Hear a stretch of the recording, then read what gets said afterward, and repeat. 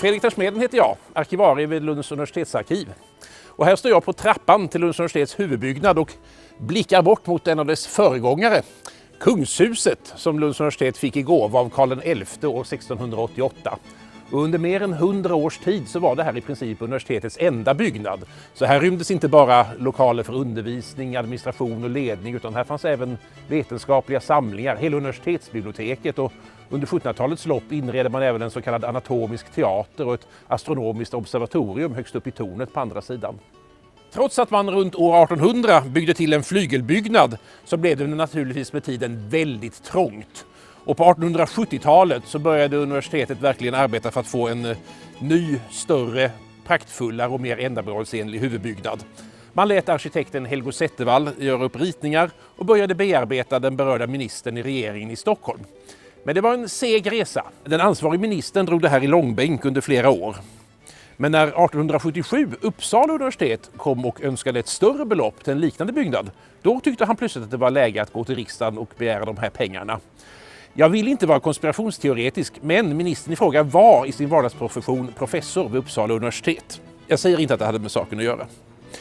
Men en som tyckte att nu gick det lite för långt, det var en riksdagsman för Lunds stad, borgmästaren och tidigare juridikstudenten Eskilander Thomasson. Han lade en motion i riksdagens andra kammare och lyckades vända opinionen, så det blev pengar även till ett universitetshus i Lund. 450 000 kronor fick man.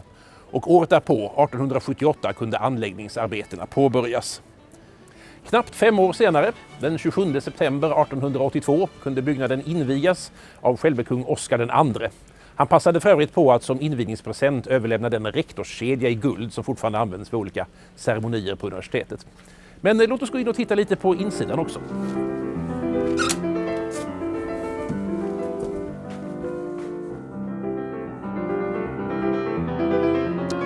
Nu är vi inne i byggnadens entréhall, det så kallade atriet, och det här ser ju nog så pampigt ut, men man ska betänka att även om då universitetet hade fått ett ganska betydande anslag av riksdagen så var det inte så stort att man kunde kosta på sig de allra mest solida och gedigna byggnadsmaterialen. Så att en hel del detaljer på universitetshuset som ska föreställa sten, de är till exempel gjorda i cement istället. Men det finns vissa undantag. De här pelarna här borta, de är till exempel gjorda i gedigen polerad granit. Men det sägs att det var bara möjligt tack vare att Zettervall kunde få dem billigt från ett stenhuggeri som hade kommit på obestånd.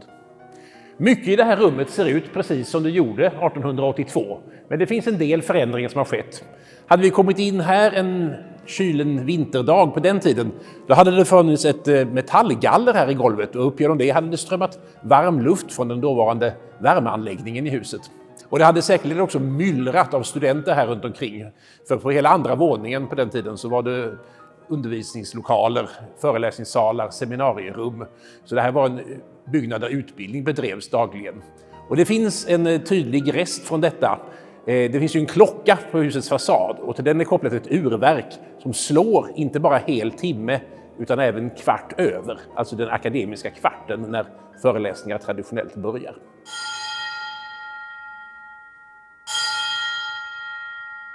Arkitektoniskt kan man säga att den här byggnaden är uppbyggd kring 2 axlar. Det finns en öst-västlig axel som funkar för processioner och som kan användas för ceremonier och festligheter av olika slag. Vi ska återkomma till den. Och så har vi en nord-sydlig axel som mer är vardagsaxeln. Där finns undervisningslokalerna på övervåningen, men också lokaler för administration av olika slag här på bottenvåningen. Och låt oss gå in och titta lite närmare på ett av de rummen.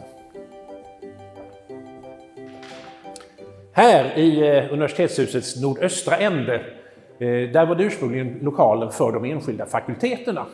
Och de var bara 4 stycken vid den här tiden. Det var den teologiska, den juridiska, den medicinska och den filosofiska. Och dels hade varje fakultet sina egna utrymmen, kontorslokaler och liknande. Och faktum är att om man tittar upp i taket i flera av de här rummen så finns det bevarade takmålningar med symboler som visar vilken fakultet som har suttit var.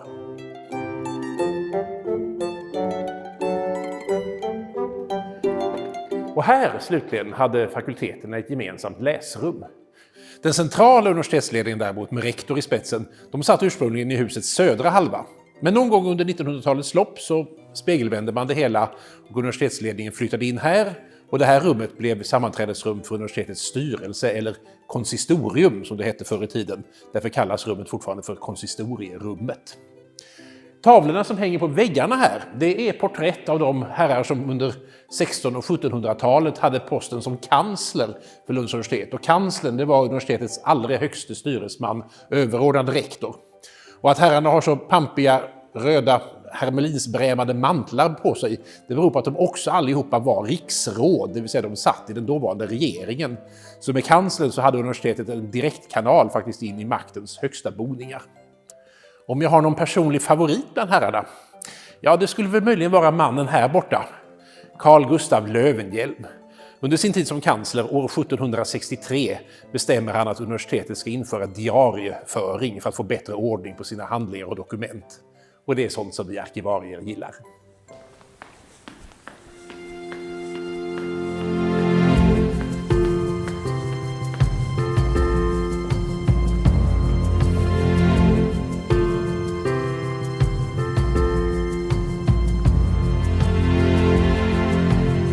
Nu har vi förflyttat oss in i husets ceremoniella axel och kommit in i det som man kan kalla för universitetsbyggnadens hjärta, den stora aulan.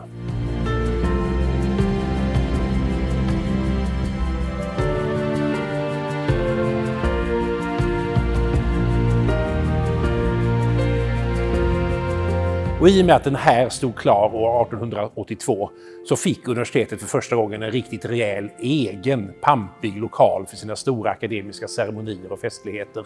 Det hade man tidigare fått låda, bland annat av Akademiska föreningen mittemot, och inte minst hade man använt domkyrkan. Den hade brukats för promotioner ända sedan 1600-talet. Men från och med promotionen 1883, i nästan 60 år framåt, så förläggs de festligheterna här. Det är först på 1940-talet man av utrymmesskäl flyttar tillbaka till domkyrkan.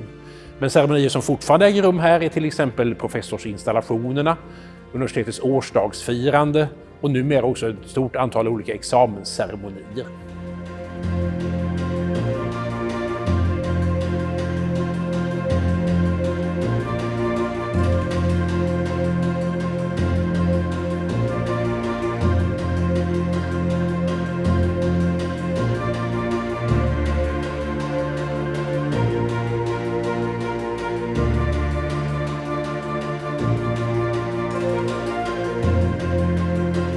Nu har vi avslutningsvis kommit ner i pelarsalen, ett halvt plan under mark faktiskt. Och här var det ursprungligen tänkt att det skulle bli en gymnastik- och fäktsal. Men det var en av de här detaljerna som ministern i Stockholm hade synpunkter på, så det ströks och istället uppförde man en separat byggnad för det ändamålet, Palestra, ett odeum här snett emot universitetshuset. Men här nere blev det istället för kroppskultur, kulturhistoria kan man säga. Universitetets historiska museum flyttade in här, så ni får tänka er att lokalen då var fylld av montrar med stenåldersyxor och gamla krukskärvor och liknande. De flyttade ut så småningom till andra lokaler, först i Kungshuset och sen i nuvarande Historiska museet. Men då fanns det en annan samling som behövde komma in här, för att inom ämnet klassisk fornkunskap hade man byggt upp samlingar av antik grekisk och romersk konst, både äkta och framförallt stora avgjutningar av skulpturer och annat. Och de behövde utrymme. Så här blev det antikmuseum ända fram till början av 1950-talet. Då blev det ledigt igen och det var mycket lämpligt, för då byggde man om Akademiska föreningen mittemot under 3 års tid och kunde bland annat inte använda det stora populära studentcaféet Aten som fanns där. Då upplät universitetet lokaler här och så hade man ett studentcafé här nere i pelarsalen under 3 års tid. Som då vitsigt nog, eftersom det gamla ordinarie caféet hette Aten, kallades det här för Sparta. Ja, sen kan man säga, har man fortsatt att äta och dricka en del här. Kanske inte så mycket kaffe och en smörgås och mer kanske ett glas vin och annat. För det här har blivit representationslokaler som kan användas för luncher, middagar och mingel av olika slag. Och när renoveringen av den här byggnaden är klar om några år, ja, då ska det förhoppningsvis kunna bli fest här igen. Men det får bli ämnet för en annan film då.